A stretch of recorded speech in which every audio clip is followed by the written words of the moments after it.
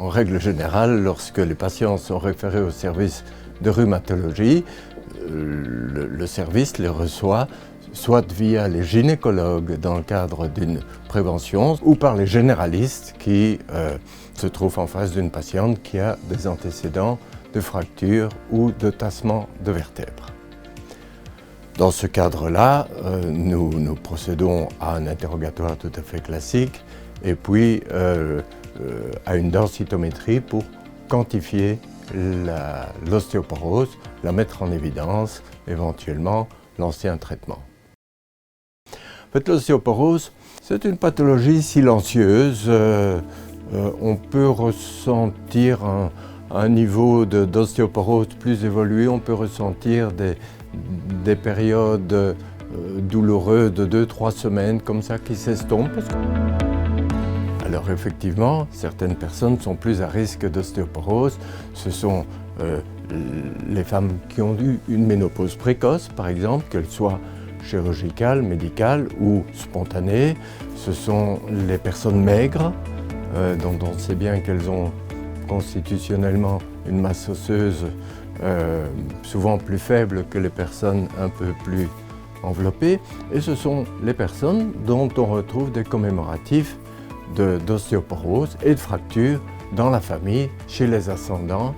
Je pense qu'il faut être attentif à ces personnes-là. L'ostéodensitométrie, c'est une technique radiologique qui est ciblée sur 2 zones d'intérêt, la hanche et la colonne, parce que ce sont des sites de fractures bien connus, fracture de hanche, fracture de colonne.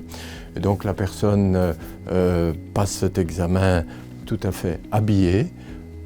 La seule petite restriction, c'est d'éviter des objets métalliques en face de la colonne, des ceintures cloutées, des histoires comme ça.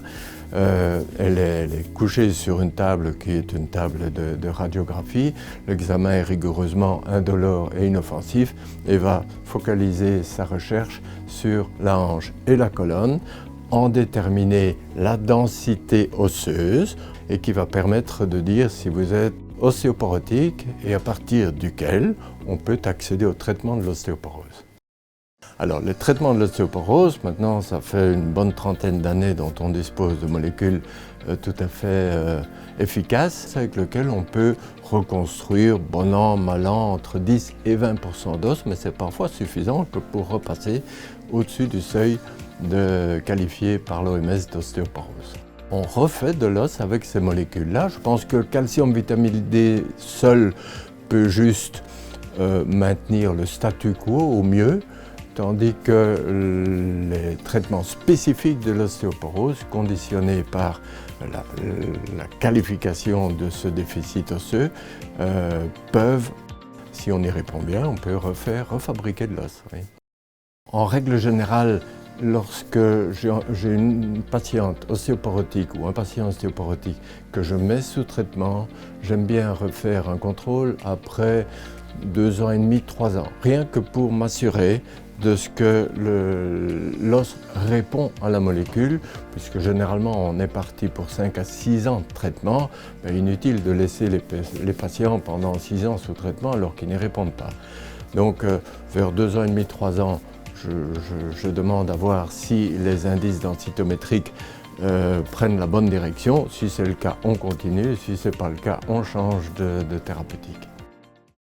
Eh bien, la première prévention, elle est primaire, donc à partir de 50 ans, j'invite toutes les femmes à prendre un supplément de calcium et de vitamine D. Donc, apporter à votre organisme le calcium dont ils ont besoin. Alors, pour donner un ordre d'idée, c'est 1 litre de lait, 1 kg de maquis, ou 5 yogourts, ou 120 g de fromage pâte dure. Plus le fromage est vieux et dur, plus il est riche en calcium. C'est comme chez les hommes.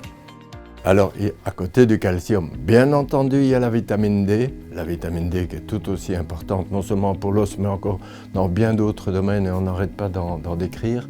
La vitamine D, c'est le soleil ou c'est les poissons gras. Comme ils ne sont pas au menu tous les jours et qu'on manque de soleil, on est tous carencés en Belgique en vitamine D, au moins 6 mois par an. De là l'importance de prendre de la vitamine D au minimum durant l'hiver. Alors, La cigarette tue l'os aussi bien que les poumons. Certaines boissons, on dit que le coca, l'acide phosphorique, c'est un chélateur du calcium, donc il empêche le calcium d'être absorbé, c'est pas bon pour rien. Et alors, l'activité physique, le principal stimulus de l'os, c'est de bouger. C'est aussi bon pour l'os que pour les articulations, donc pour l'ostéoporose et pour l'arthrose. Bougeons!